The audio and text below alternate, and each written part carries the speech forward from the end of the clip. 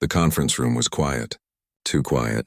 Commander Taiho sat at the long metal table and looked at the faces staring back at him.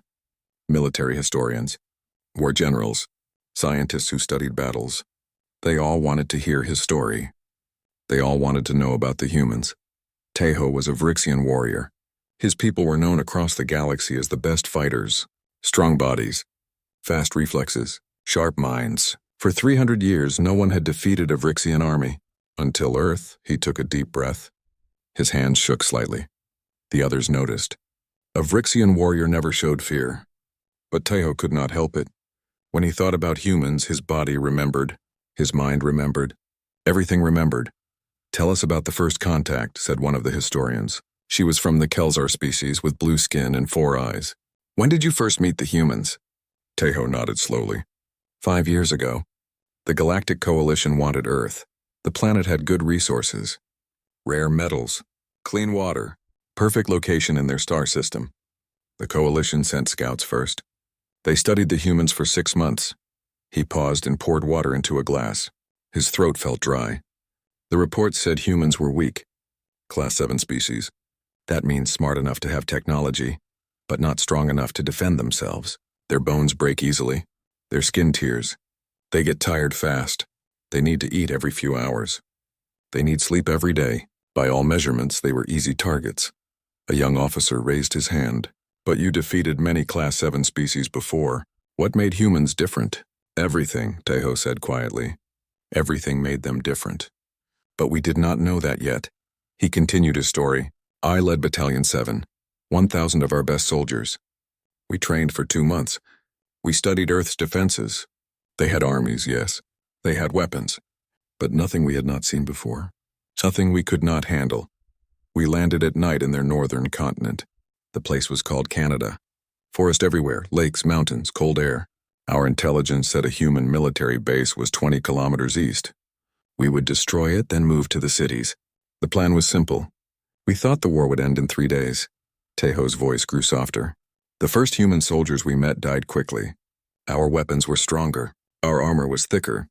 Our soldiers were faster. We pushed forward through their defenses like cutting through paper. After 2 hours, we had killed or captured 50 humans. We lost only 3 soldiers.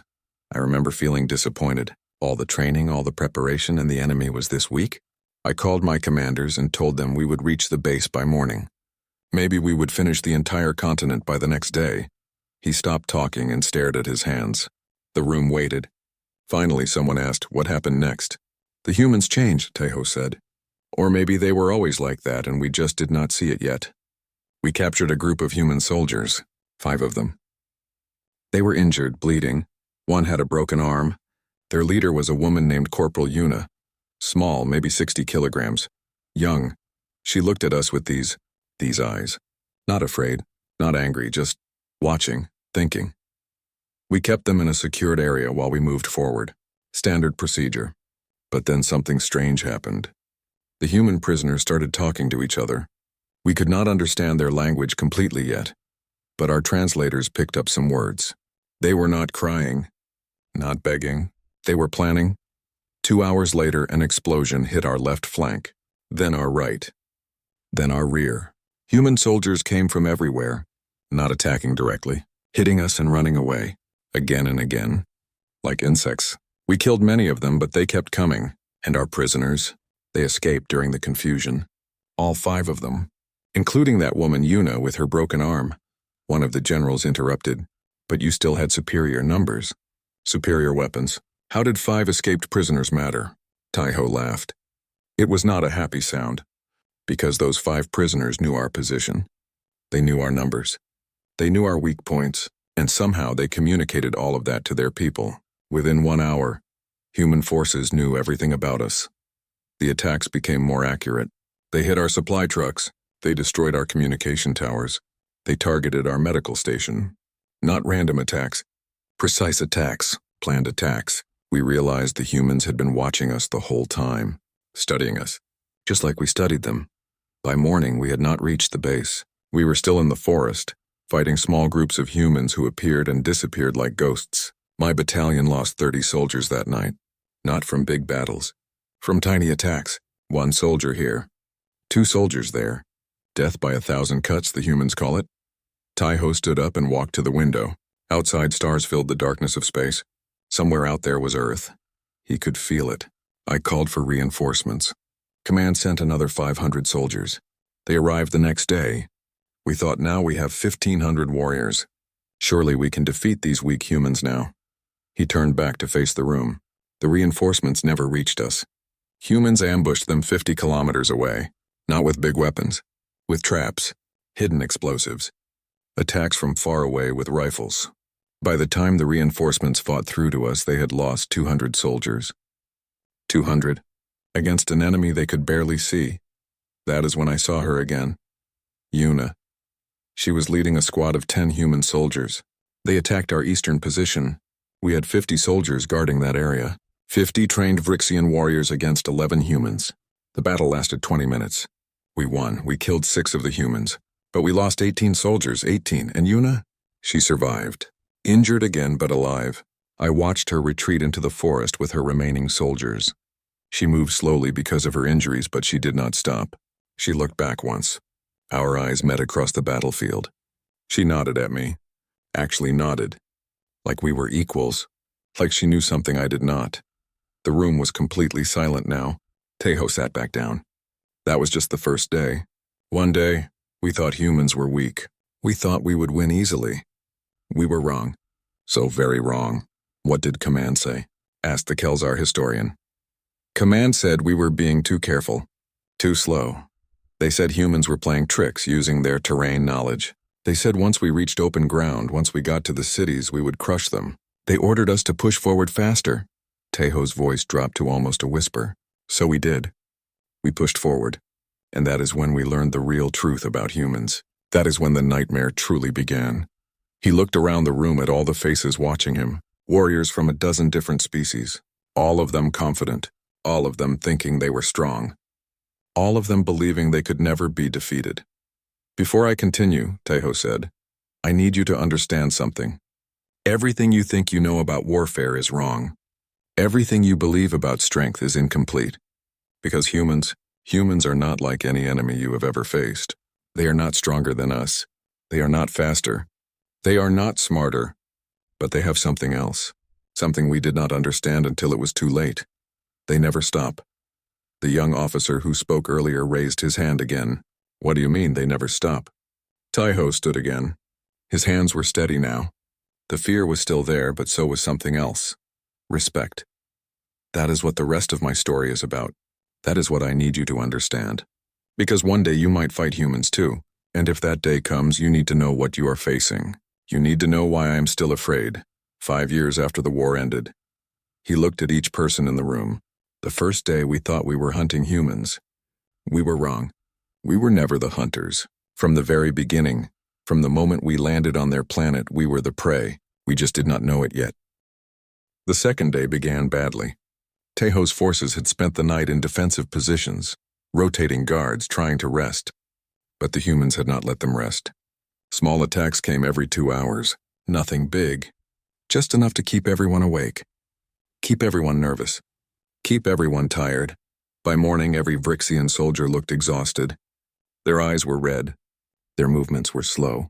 They had not slept properly. Taiho realized this was part of the human plan. Wear them down. Make them weak. Attack the body by attacking the mind. We started moving at dawn, Taiho told his audience. Command wanted us to reach the human base. We pushed forward through the forest. Every step felt wrong, like we were walking into a trap. But we were soldiers. We followed orders. That was when they met Lieutenant Minho. He was a human tactical officer, tall and thin, with dark hair and sharp eyes. Taiho would learn his name later, but that first meeting was unforgettable. Minho's unit attacked from a hilltop, 50 human soldiers against 300 Vrixian warriors. It should have been easy. It was not. The humans had the high ground. They had good cover. And they had something else that Taiho had never seen before. They had patience. We charged up the hill, Taiho explained. Our standard tactic. Fast attack. Overwhelming force. We have stronger legs than humans. We can run faster. We thought we would reach them quickly and end the battle. But the humans just kept firing. Kept shooting. They did not panic. They did not run.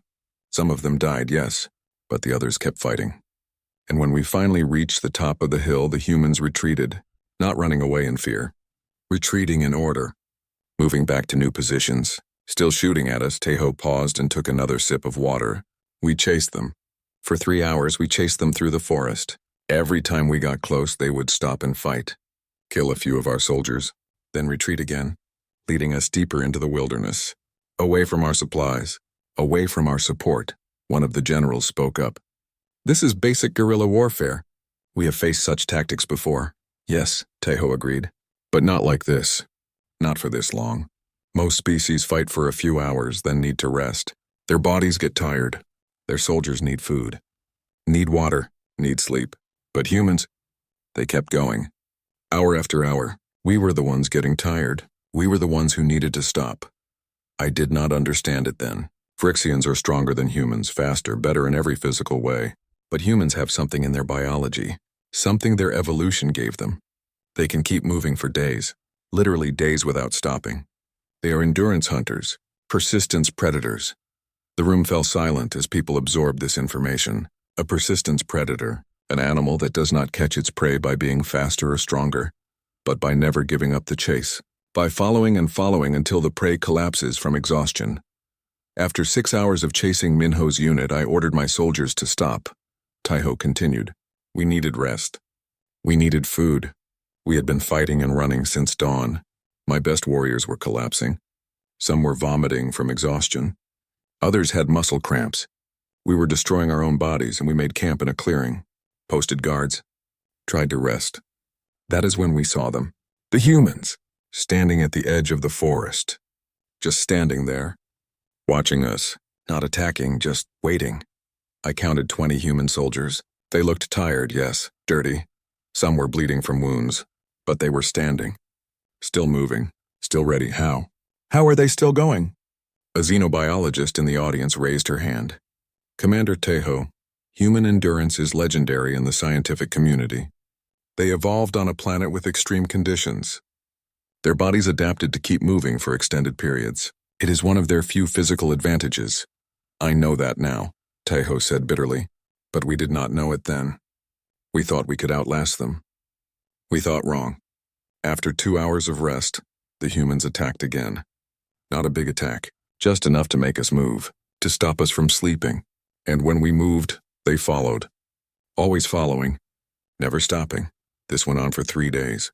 3 days of running, fighting, and never resting properly. Minho's unit took turns. Some would chase us while others rested. Then they would switch. Fresh human soldiers replacing tired ones. But we had no replacements. We just had the same exhausted warriors getting more and more tired.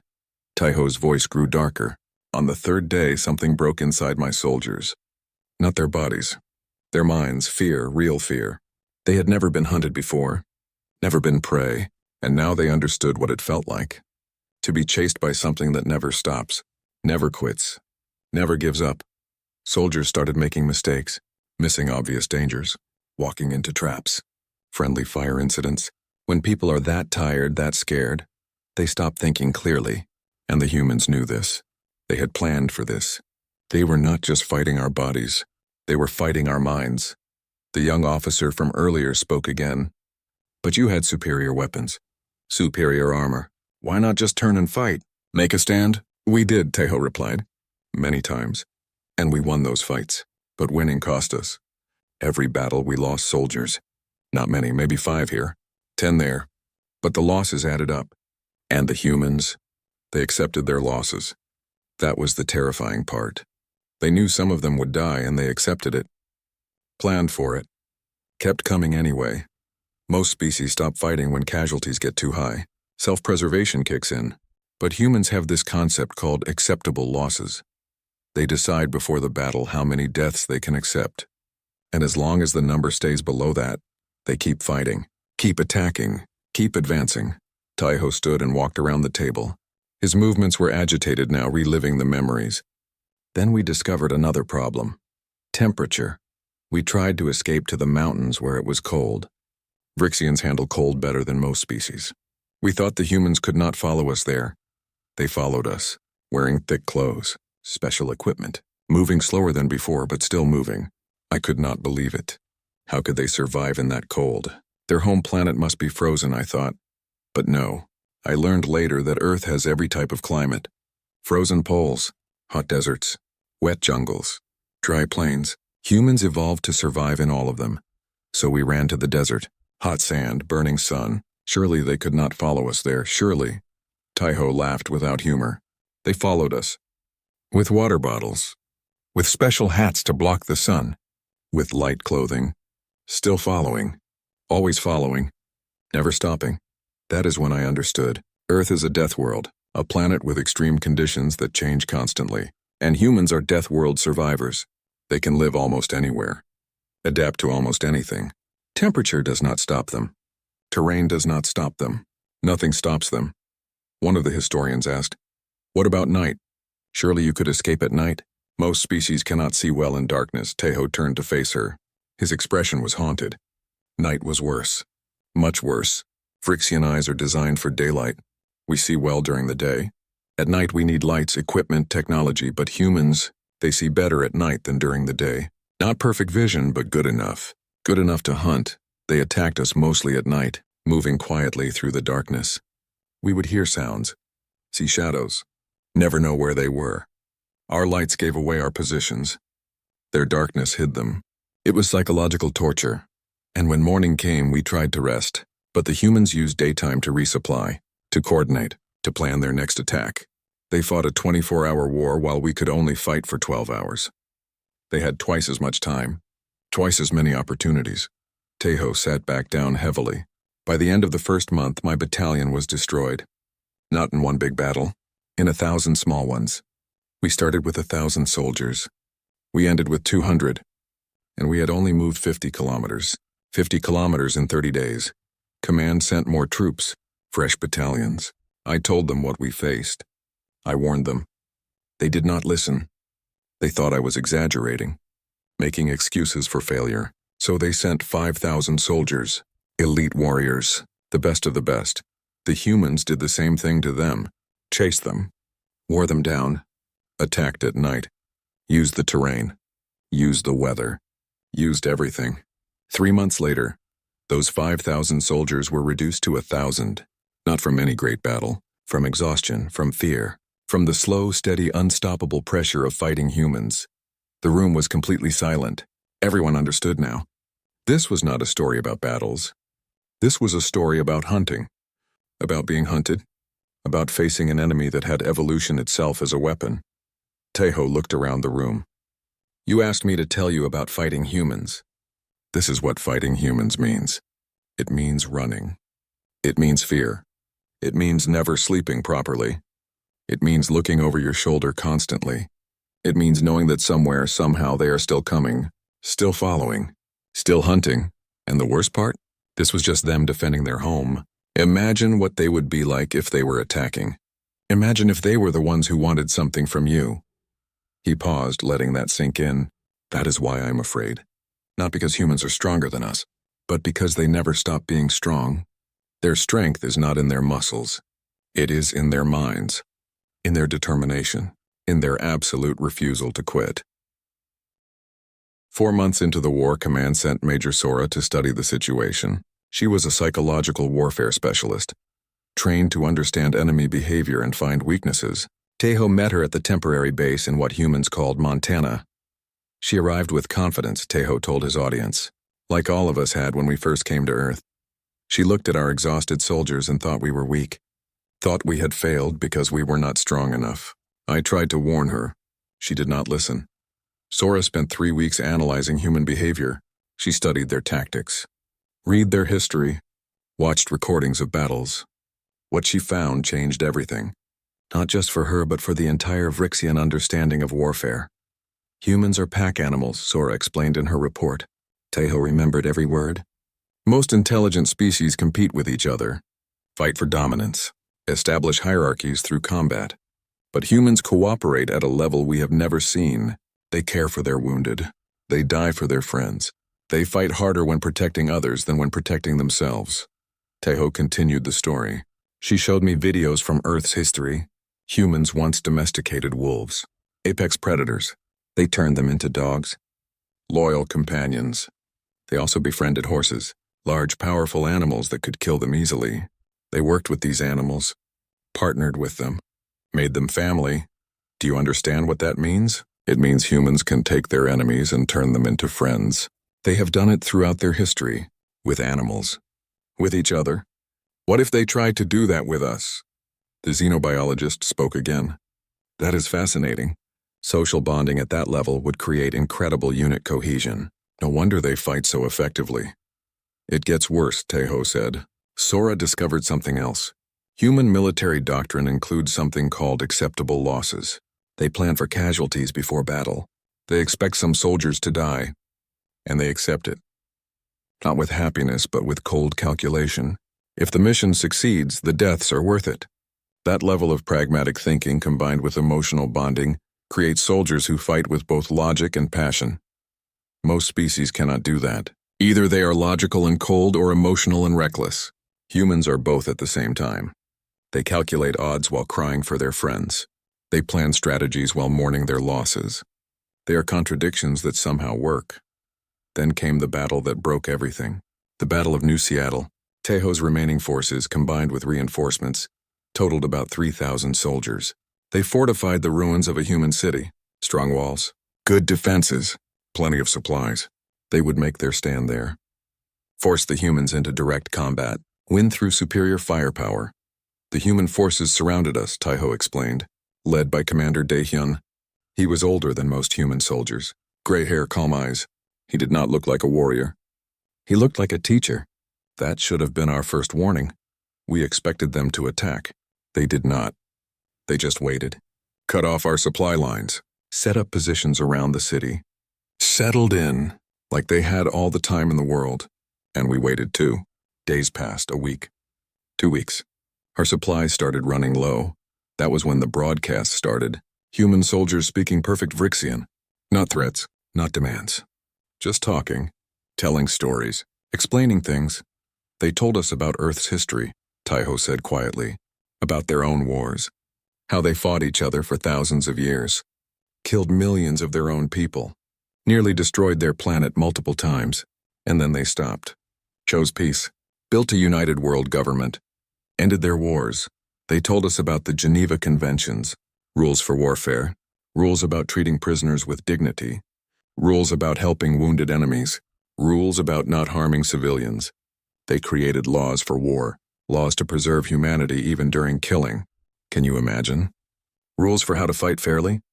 One of the generals interrupted. That sounds like weakness. Rules limit effectiveness. A true warrior does what is necessary. Tejo shook his head. That is what we thought. But it is not weakness. It is strength. Rules mean discipline. Discipline means control. And control means power. Humans fight with rules because it makes them better fighters. They know where the line is so they can walk right up to it without crossing. They can be brutal without being cruel. Deadly without being savage. The broadcast continued. They showed footage of other Vrixian units that had surrendered. The prisoners were alive, healthy, being treated well. Medical care, food, shelter, everything provided according to the rules. The humans were not lying. We could see it with our own eyes. My soldiers started talking among themselves, questioning. Why were we fighting? For territory? For honor? For orders? Meanwhile, the humans offered life, safety, dignity. The message was clear. Surrender is not shame. Survival is victory. Tejo paused, his face showing pain. That is when soldiers started deserting. Not running away in fear, walking away in understanding. They went to the human lines and gave up. And the humans welcomed them. Gave them medical checks, fed them, treated them like guests, not prisoners. Sora analyzed the broadcasts. She realized they were tailored perfectly to Vrixian psychology, appealing to our values. Honor, duty to subordinates, wisdom, self-preservation. The humans had studied us as thoroughly as we studied them, but they understood us better than we understood ourselves. On the third day of broadcast, something incredible happened. Corporal Yuna appeared on the screen, the same woman Tejo had first encountered. She was now a captain. Her broken arm had healed. She looked healthy, strong, and she spoke directly to Tejo's soldiers in their language. She told them her story. Taiho said, how she was captured, how she escaped, how she continued fighting not because she hated us but because she loved her home. She explained that war was not personal. We were not evil. We were just on opposite sides. And now she said, we did not have to be on opposite sides anymore. We could choose differently. More soldiers deserted.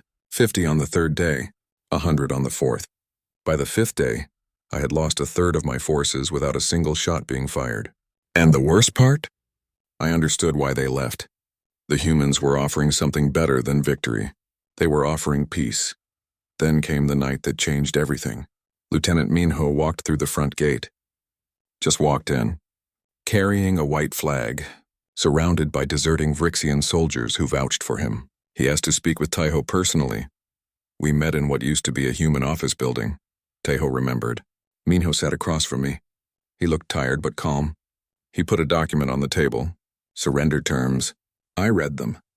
They were generous, honorable. All soldiers would be treated well. All wounded would receive care.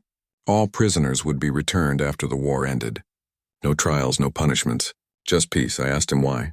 Why offer such good terms? We were his enemies. We invaded his planet, killed his people. Why show us mercy? Minho's answer stayed with Taiho forever. The human looked at him and said, because war should end. Not pause. Not transform into revenge. End. Completely. Forever. We win by making former enemies into future friends. That is the only victory worth having. Taiho felt tears forming. Even now, years later, remembering that moment affected him. I realized something terrible. Something that broke my understanding of the universe. Humans were not just beating us militarily. They were beating us morally, ethically, philosophically. They were better than us in ways that had nothing to do with weapons or strength. I signed the surrender, not because I had to. I still had soldiers, still had weapons. I could have kept fighting. But I signed because it was right. Because Minho was right. Because the humans had shown me a better way. The evacuation took 3 days. Taiho's remaining soldiers left the city under human escort. They expected hostility, anger, revenge. What they got was respect. Human soldiers helped carry wounded Vrixians, shared their food, even smiled and tried to communicate despite language barriers. On the last day, I saw Commander Dahyun personally carrying a wounded Vrixian soldier to a medical transport. Taiho said, his voice breaking. The soldier had tried to kill him 3 weeks earlier, shot at his position, killed 2 of his men, and Dahyun was carrying him to safety, gently, carefully, like carrying something precious. That image haunts me, not because it was cruel, but because it was kind. Because humans had every right to hate us and they chose not to.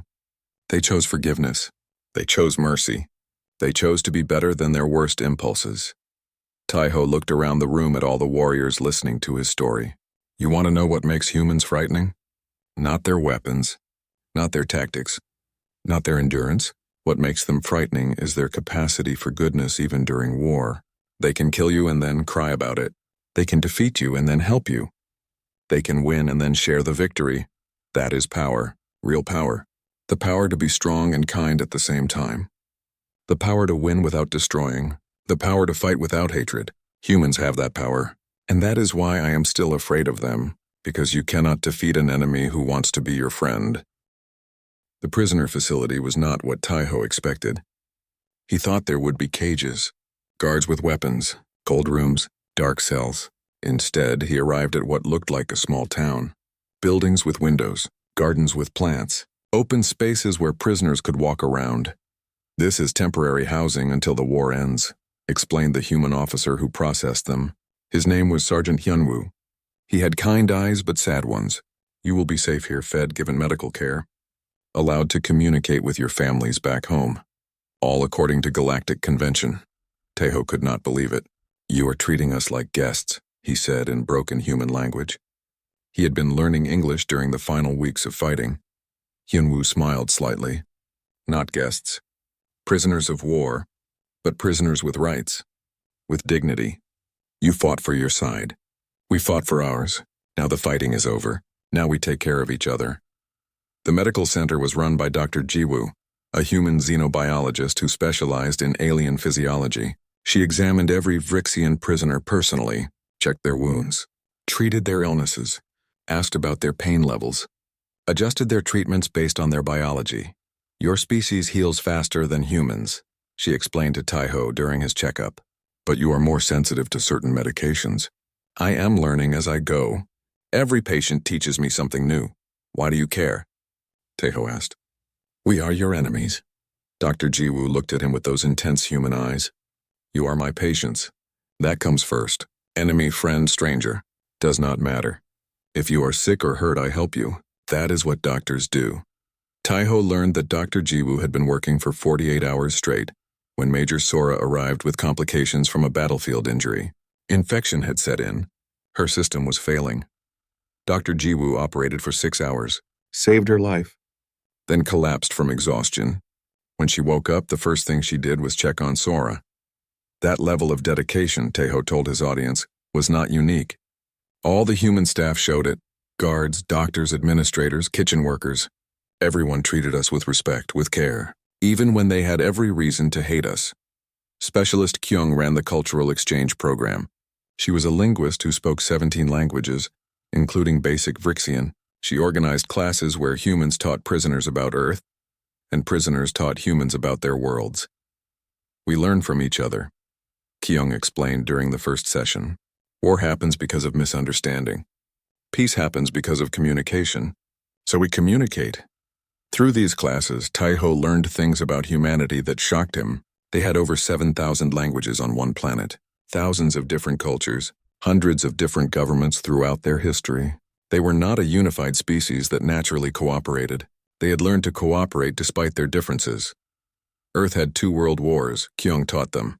Wars where millions of humans died, entire cities destroyed, families torn apart. And after the Second War, they said no more.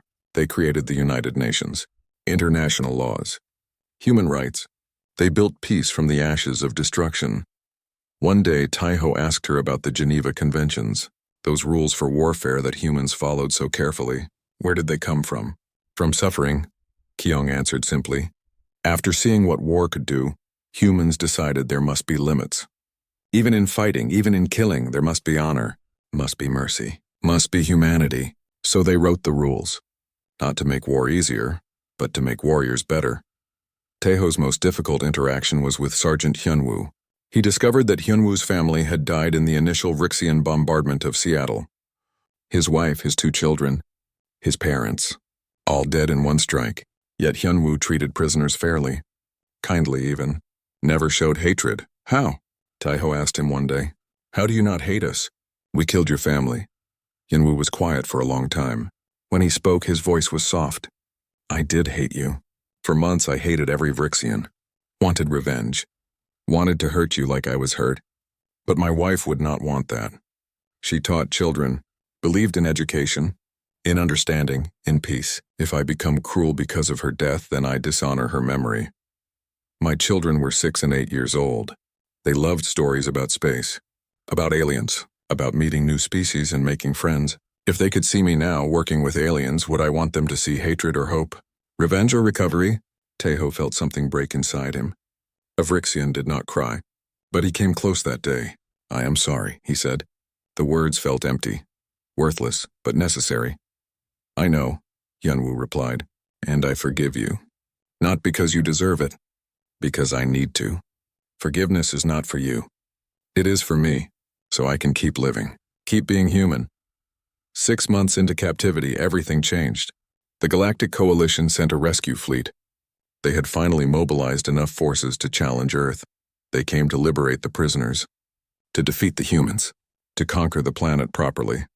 But when Coalition diplomats arrived at the prison facility, they were confused. The prisoners were healthy, well-fed. Some had even gained weight. They were attending classes, learning human languages, participating in cultural exchanges. Some, like Sora, had requested to stay on Earth to continue their studies. This cannot be real, one diplomat said. You have been brainwashed, manipulated. Humans are playing tricks. No tricks, Taiho replied. Just truth.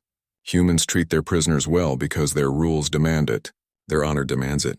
Their humanity demands it. The Coalition fleet moved into Earth's orbit. 10,000 ships. Overwhelming force. They demanded Earth's immediate surrender. Expected capitulation. Got something else entirely. Tejo was present when the human delegation arrived to negotiate. Led by Brigadier General Yuna, the same corporal he had first captured. Now a general. She walked into the room with confidence but not arrogance. Strength but not aggression. "We have 10,000 ships," the coalition admiral announced. "You will surrender or be destroyed." Yuna smiled. Not a cruel smile.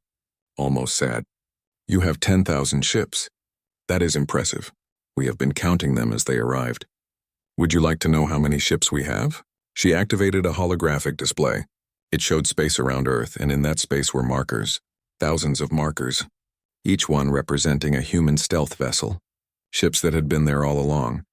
Invisible. Waiting. Surrounding the coalition fleet completely. 2,000 ships, Yuna said calmly. Each one capable of disabling multiple coalition vessels. "We have weapons you have not seen yet.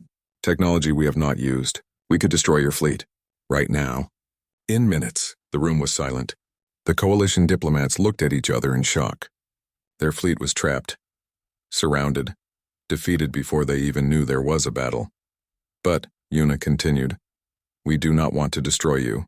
We want to talk. We want peace. We want to join your coalition as equals. Partners, friends. We are offering you the same choice we offered Commander Tejo. Fight and lose, or negotiate and win." She placed a document on the table. "These are our terms. Mutual peace. Full prisoner exchange. Earth's membership in the coalition with equal standing. Shared technology. Shared resources. Shared futures. Read them. Think about them. Choose wisely." The coalition admiral's hands shook as he picked up the document. "This is impossible. How did you surround us without detection?" "We had 6 months while you prepared your fleet," Yuna explained. "We used that time well. Mapped your territories, studied your technology, developed countermeasures, positioned our forces. We were ready for this meeting before you even left your homeworlds." Tejo watched this all happen and realized the final, most terrifying truth about humans. They were not just good at fighting. They were not just good at enduring. They were not just good at mercy. They were good at everything: planning, patience, strategy, technology, diplomacy, psychology, everything. "This is what I tried to tell you," he said to the admiral. "Humans are not like other species. They do not do things halfway. When they fight with everything. When they show mercy, they show complete mercy. When they plan for every possibility. They are whole in a way we are not." The coalition accepted Earth's terms, not because they wanted to, but because they had no choice. And in accepting, they gained something unexpected. Not a defeated enemy, but a powerful ally. Not a conquered world, but a partner. "That is the lesson," Tejo told his audience. "Humans win by making you want to lose. They win by showing you something better than victory. They win by being so completely, perfectly, terrifyingly good at everything that fighting them becomes pointless. Because even if you win the battle, you lose the war. And even if you lose the war, they treat you so well that losing feels like winning." 5 years had passed since the war ended. Tejo finished his story and looked around the conference room. Some of the listeners looked skeptical. Others looked thoughtful. A few looked afraid. They were beginning to understand. The young officer who had asked so many questions spoke again. "Commander Tejo, if humans are so dangerous, why have they not taken over the coalition? They clearly have the ability, the technology, the strategy. Why do they cooperate instead of conquer?" Tejo stood and walked to the window. The stars looked peaceful from here. Beautiful. But he knew better now. "That is exactly what terrifies me," he said quietly. "Every species in this galaxy reaches a point where they stop growing. We hit our limits, find our place, stay there. But humans? They have no limits, only goals. Right now their goal is to make the coalition stronger, more united, more peaceful. They are doing it too. In 5 years, they have established relations with 40 species, shared technology with 20, started cultural exchange programs on 100 worlds. Human doctors work in alien hospitals. Human engineers help build alien infrastructure. Human teachers educate alien children. They are making themselves necessary, essential, indispensable. Not through force, but through cooperation. And when they achieve this goal, what is their next goal? They are persistence predators. They never stop, never quit, never say enough. What happens when they finish improving the coalition? What do they do next? The room fell silent. People were thinking now, really thinking, understanding the implications of a species that never stopped pursuing its goals. An announcement interrupted the meeting.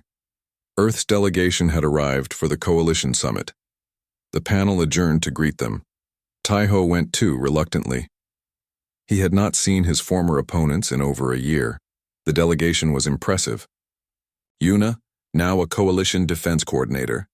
Minho, serving as a diplomatic security liaison. Dr. Jiwoo, leading a multi-species medical research team.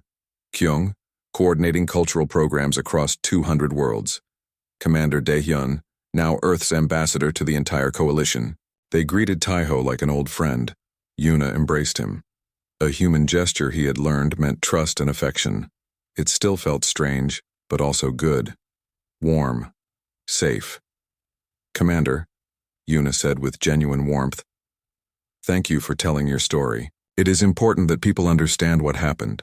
All of it. The fighting, yes, but also the peace, the friendship, the growth. Minho shook his hand, the human gesture of greeting and respect. How are your students doing? I heard you are teaching at the academy now. Taiho nodded. They learn well. Many of them want to serve alongside human forces. They see you as heroes, role models. We are not heroes, Dr. Jiwoo said softly. We are just people who tried to do the right thing. Sometimes we succeeded. Sometimes we failed, but we kept trying. The summit began an hour later.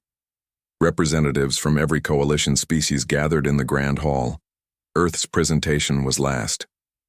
Ambassador Daehyun took the stage with quiet confidence. 5 years ago we joined this coalition after a difficult war, he began. We were enemies. Now we are allies. But we want to be more than allies. We want to be family. He presented Earth's new proposals, a mutual defense pact where all members would help protect each other, a joint deep space exploration program to map unknown territories, a cultural exchange initiative placing human teachers on every coalition world, and coalition teachers on Earth. We offer our technology, Daehyun said. Not just weapons, but medicine, agriculture, environmental restoration, education, entertainment. Everything we have learned we will share, because strength is not just military might. Strength is knowledge, health, happiness, unity. The coalition representatives were excited. They saw opportunity, growth, advancement, new technology, new ideas, new possibilities. They were eager to accept.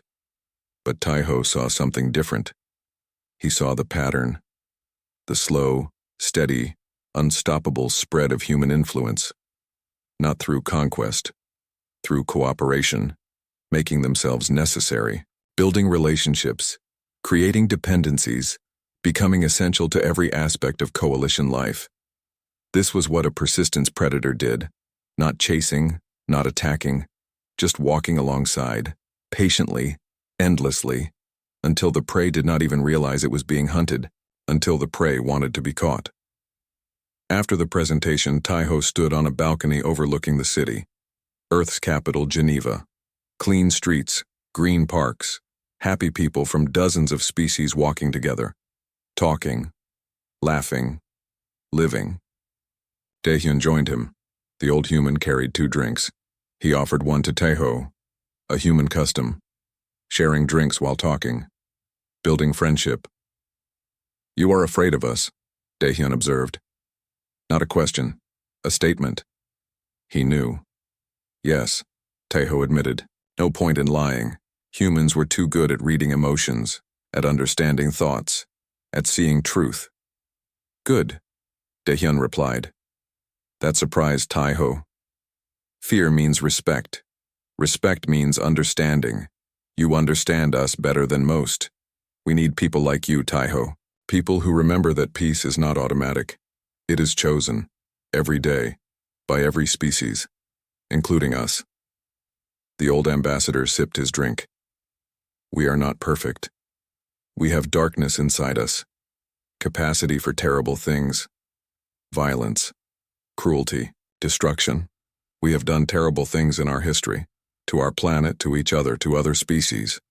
We know what we are capable of. But we also have something special. We remember. We remember our mistakes, our wars, our failures, our crimes, and we use those memories to build something better. That is our real strength. Not forgetting, not ignoring, but remembering and choosing differently.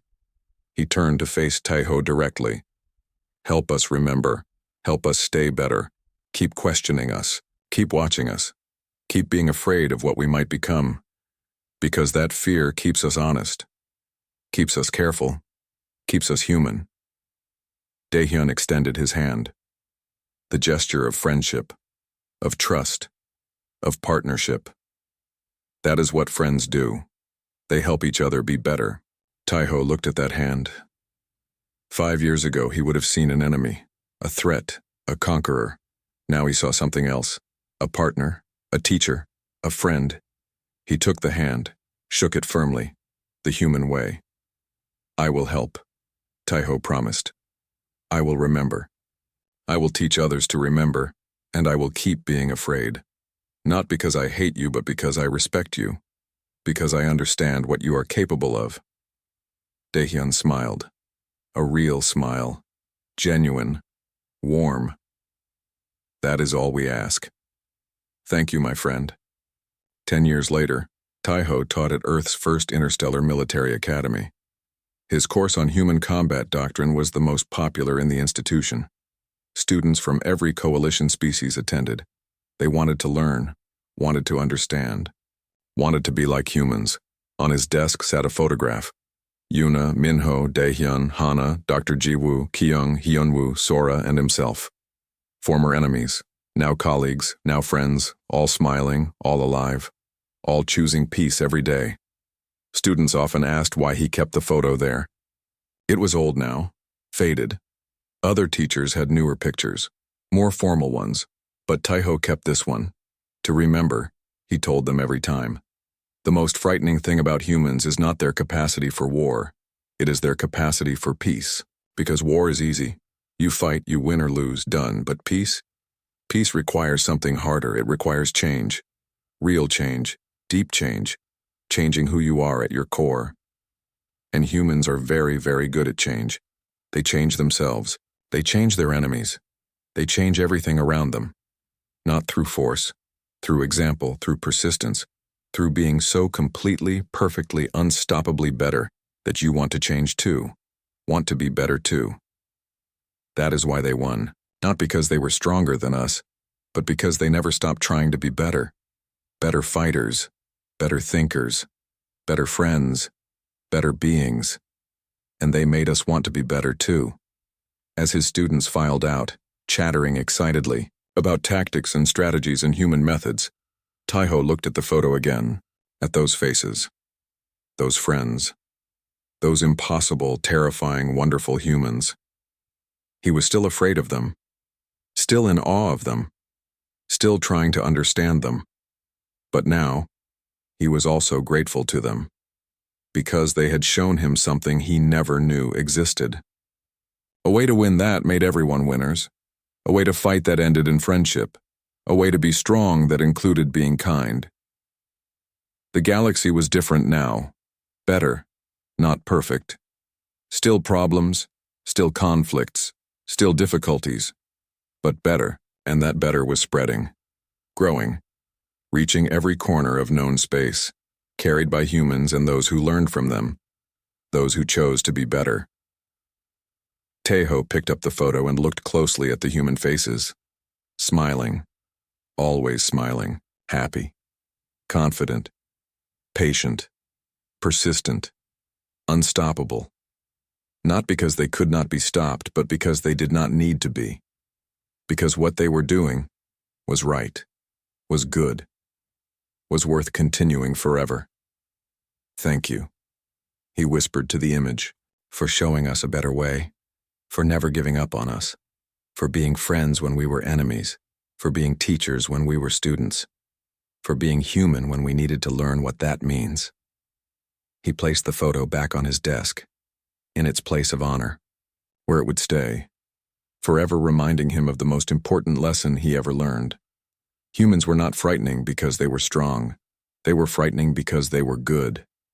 And goodness, real goodness, was more powerful than any weapon, more lasting than any victory, more transformative than any conquest. Goodness changed everything.